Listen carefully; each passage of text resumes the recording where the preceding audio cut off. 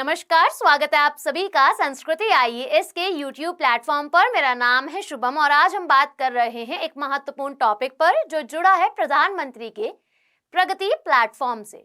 इसे लॉन्च किया गया था साल 2015 में, जो कार्य करता है इंफ्रास्ट्रक्चर और आर्थिक विकास पर। इसी के साथ आर्थिक विकास के साथ साथ यह स्थिरता पर भी कार्य करने में सक्षम रहा है। तो अब ऑक्सफोर्ड यूनिवर्सिटी द्वारा अंतरराष्ट्रीय स्तर पर प्रगति प्लेटफॉर्म की प्रशंसा हुई है। तो आइए समझते हैं किस प्रकार ये और चर्चाओं में बन चुका है। तो ऑक्सफोर्ड यूनिवर्सिटी ने भारत के प्रगति प्लेटफॉर्म की प्रशंसा की, जिसे प्रधानमंत्री नरेंद्र मोदी ने इंफ्रास्ट्रक्चर और सामाजिक विकास में असाधारण डिजिटल गवर्नेंस के लिए लॉन्च किया गया था। इसी के साथ समझा जाए प्रमुख बिंदुओं को, तो ये उभरती अर्थव्यवस्था के लिए एक मॉडल भी कहीं ना कहीं पेश करता है। जिस प्रकार हमारी इकोनॉमिक ग्रोथ हो रही है, तो उसके लिए भी एक कहीं ना कहीं मॉडल के रूप में पेश होता है। तो ऑक्सफोर्ड यूनिवर्सिटी और ग्रेट्स फाउंडेशन ने from gridlock to growth शीर्षक नामक एक रिपोर्ट पेश करी है। इसके अंदर सबका साथ सबका विकास नारा जो है, उसकी भी प्रशंसा जो है वह करी गई है।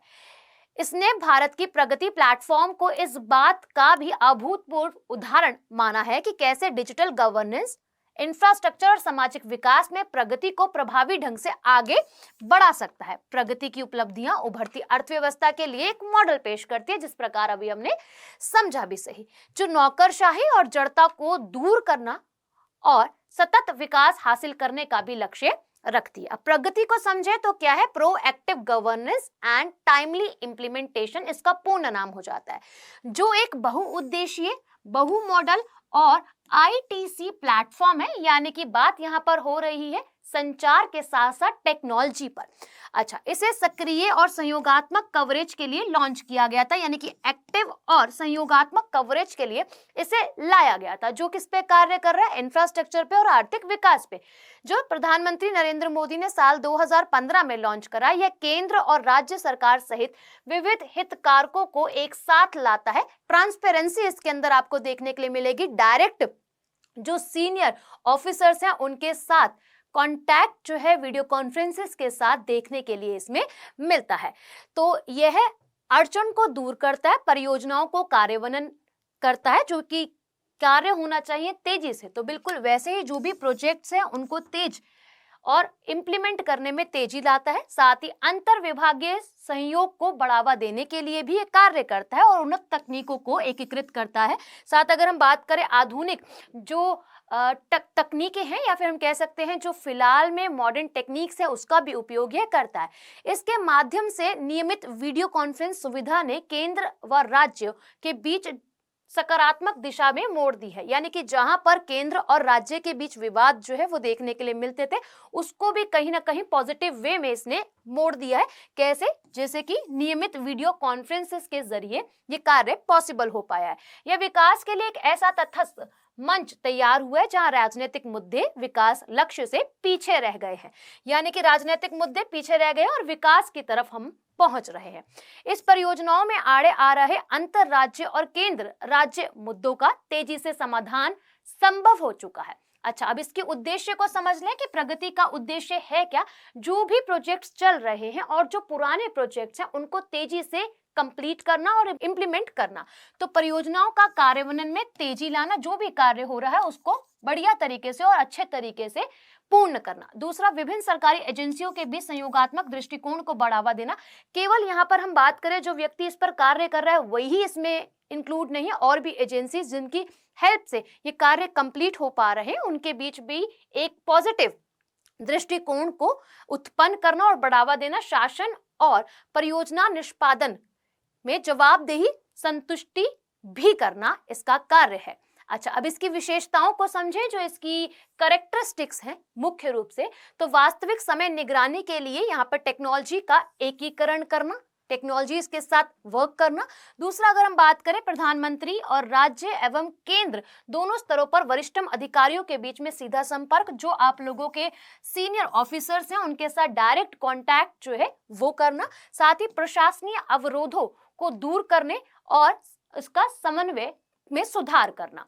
अच्छा, इसी के साथ अगर हम इसके आर्थिक प्रभावों की बात करें तो यहाँ पर हमें क्या देखने के लिए मिलता है, यहाँ पर हमें विकास भी देखने के लिए मिलता है, चाहे वो अर्बन एरिया का हो, चाहे वो हमारे पास ग्रामीण क्षेत्रों का ही क्यों ना हो। तो बुनियादी ढांचे की परियोजनाओं पर खर्च किए गए प्रत्येक रुपए के लिए 2.5 से 3.5 रुपए का जीडीपी लाभ अर्जित किया गया है। यह आर्थिक गतिविधियों को प्रोत्साहित करने में इसकी महत्वपूर्ण भूमिका को रेखांकित करता है। साथ ही इसकी परियोजनाओं के समय पर कार्यान्वयन के लिए वैश्विक अनिश्चितताओं के बीच भारत की आर्थिक स्थिरता को मजबूत करता है। कहीं ना कहीं क्या हो रहा है, इकोनॉमी जो ग्रोथ है उसमें भी स्टेबिलिटी जो है हमें देखने के लिए मिल रही है। यह विकास को सुनिश्चित करने में प्रभावी प्रशासन का महत्व को भी कहीं ना कहीं दर्शाता है कि किस प्रकार जो कार्य है वह हो रहा है।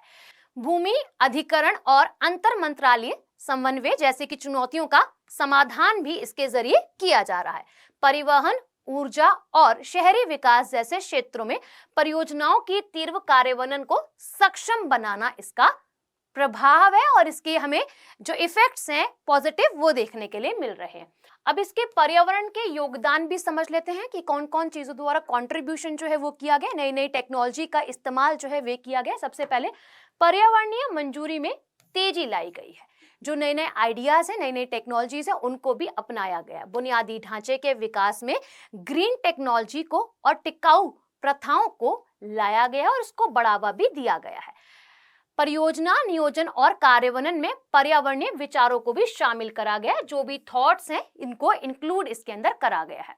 अच्छा, अब प्रगति को समझ लेते हैं कि प्रगति क्या है और इस रिपोर्ट और ये रिपोर्ट क्या कहना चाहते हैं। रिपोर्ट इस बात पर भी जोर देती है कि यह एक आदर्श उदाहरण है कि किस प्रकार शासन, नवाचार, विकासात्मक चुनौतियों का सामना कर रहे राष्ट्र को बदल सकते हैं, यानी किस प्रकार नेशन के अंदर बदलाव जो है वो देखने के लिए मिल सकते हैं। कुशल परियोजना प्रबंधन के लिए डिजिटल उपकरण को अपनाना। दूसरा, विभिन्न प्रशासनिक स्तरों में सहयोगात्मक शासन को लेकर आना। फिर आर्थिक विकास के साथ साथ स्थिरता पर भी ध्यान देना। ये इसका क्या है, ये इसका एक तरीके से मॉडल और जिस पर जोर जो है वह दिया गया है। अब एक सवाल आप सभी के लिए कमेंट सेक्शन में मेंशन कीजिएगा, बाकी अपनी राय भी जरूर दीजिएगा कि आपको अपने क्षेत्र के अंदर किस प्रकार के विकास जो है वो देखने के लिए मिले हैं।